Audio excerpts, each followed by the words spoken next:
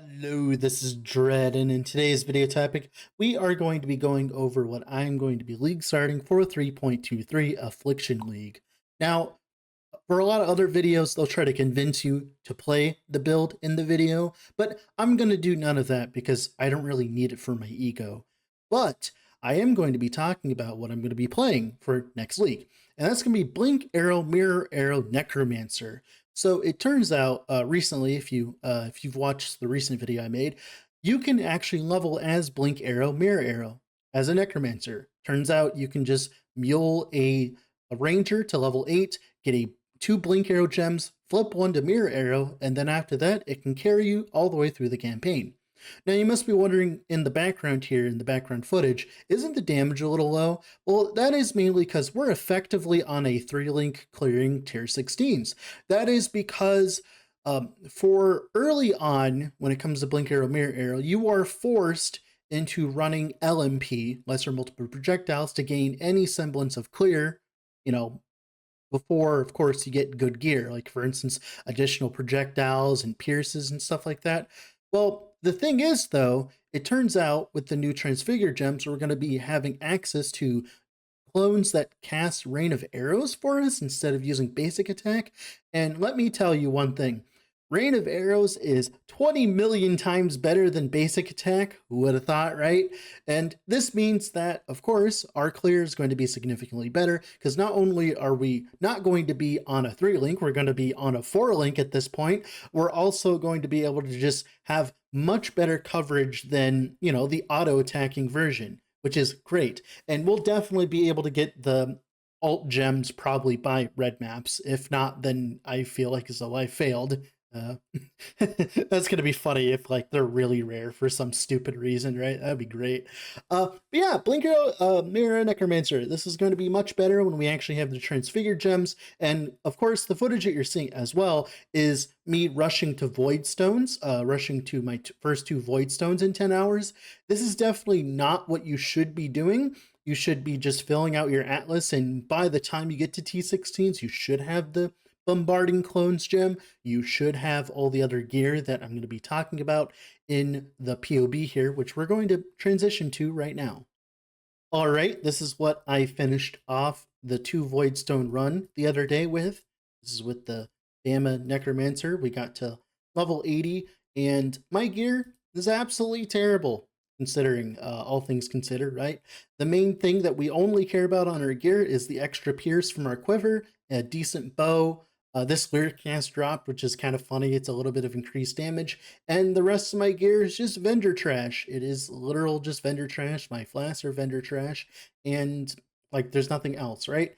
And we're already at 800k DPS on 2 4-links. Now, I do have an upgraded version of the POB, which you can find down in the description here. This is what I plan on finishing with, day 2, probably. It's very easy day 2 stuff. So let's go over some of the changes. Specifically, the first change, of course, is later on. We're going to get a Cluster Jewel with Blessed Rebirth, right? So we can get Blessed Rebirth. Minions recently cannot be damaged. This will make it so our minions are much tankier in the Atlas, which is great, especially in boss fights specifically, right? We're going to get an Enduring Composure. This is very easy to craft. You can just buy the base. Requires level 54. That means I think it's a 54 item level. I can't remember exactly. I'd have to go look on Craft of Exile. And then you just alt spam until you hit Enduring Composure. Same thing with the medium cluster jewel here. You just alt spam until you hit Blessed Rebirth and Regal. And that's pretty much it for the cluster jewel setup currently. We don't do much changing on the tree itself specifically, but there are some things we do differently on gear. So here is our bow. This is our current bow anyways. This will be our current bow. The idea is to use Deafening Essences of Anger on a fractured either lightning damage bow, Harbinger bow, or a fractured crit chance. If you can get fractured attack speed, that'd be amazing. But either one, all 3 of these modifiers can be fractured or can have a fracture on them. And then we're going to use the essence, a Deafening Essence of the fire one, right? Until we hit one of the other 2 modifiers. And then of course we'll craft on the 3rd, and that's our bow. This is actually very easy to craft, and I'll be surprised if I don't end up with a much better bow. the quiver here. The quiver is a little bit more expensive. We just want as much attack speed as possible. Thanks to the fact that we'll have rain of arrows for clear, this means that we no longer need the pierce on the normal clones, which is great, which means we can go for a much more high DPS quiver. This is one upgrade that I realized the other day that we could do. This allows us to make our BAMA go crit. So if we go into calculations here, we're actually already at 47% crit chance, which is really hard to achieve on minions like early on, but thankfully Ancient Skull, it just gives us so much crit chance on top of the base crit of being able to run an actual bow with base crit, as you can tell with the Harbinger bow. This means that Ancient Skull can actually help us get there. And also the Whispers give us a lot of attack speed, and turns out this is just a generically good item. Now, of course, minions will take 20% of their life as chaos per second, but it turns out when you have enough minion leech, right, and you have enough minion regen here, the recoup here it is.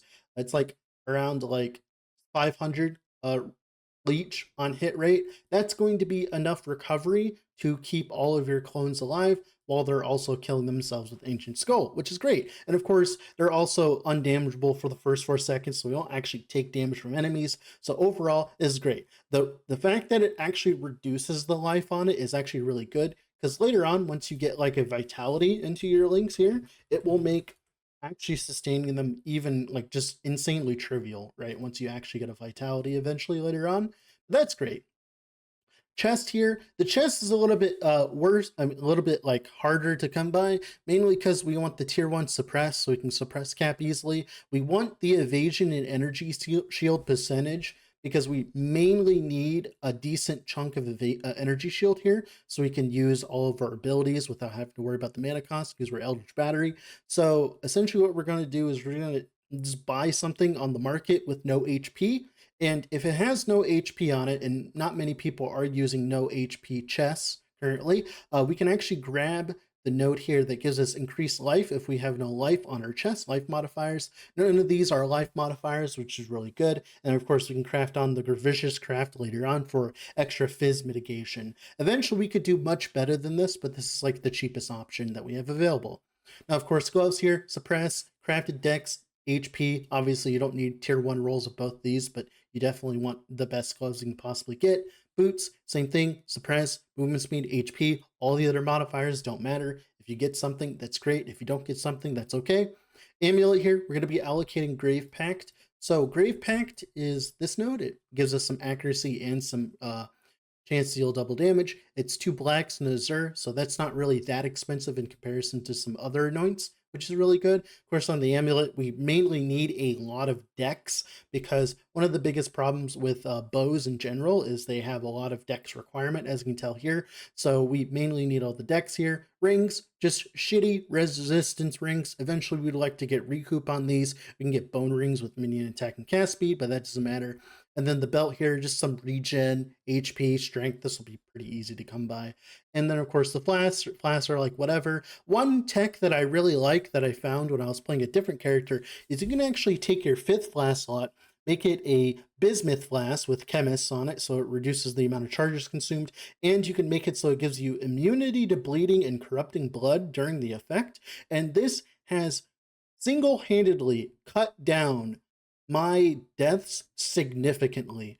I do not die like nearly as much in maps when I'm playing my characters by doing this early on, as bleed and corrupting blood are definitely one of the more annoying things. And of course, what you do is you grab a life flask with immunity to poison, and both of those combined means that you can cover both your bases in terms of bleed and poison early on. I really like the instant recovery when I'm low life. Usually when I'm using a life flask, it's because I'm on low life, so usually it's great, right? This on top of all the recoup that we have, which is I think like 70% recoup currently with this PoB, something like that. And then on top of the regen that we have, this is enough to keep us like alive in most situations in endgame. And of course, like just shitty flasks for the rest of it. And then for the 2 jewels here, just life and recoup. The recoup's really nice because on top of the recoup that we get from, of course, infused flesh, and of course the 20% recovery rate from bone barrier, right? That's also going to affect our recoup rate. This also affects our ES recharge rate, which makes it so it's easier to sustain our mana, which is also great as well. And all of that combined leads to a character that feels pretty good to play, hopefully when the Rain of Arrows, the bombarding clones are in the game. Because all you have to do for clear is do a weapon swap from Blink Arrow to Blink Arrow bombarding clones. Same thing with Mirror Arrow, and eventually you do want to get them with quality. Quality is going to be on your main, like one of your main things to get, mainly because we get the 40% cooldown recovery rate, and that's a lot of free recovery rate, which will increase the amount of max clones, because we're going to play with normal Blink Arrow, Mirror Arrow for single target, which we want as much cooldown and duration of the minions as possible. And then when we're clearing, we can clear with a Blink Arrow and Mirror Arrow of bombarding clones. So that's a total of 6 clones that are casting Rain of Arrows for us, and in theory that should be plenty enough for our mapping, which is great.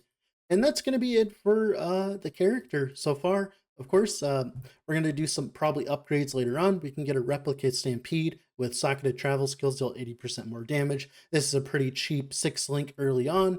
We can also, of course, buy just a shitty 6-link chest and craft it ourselves as well. That's another option.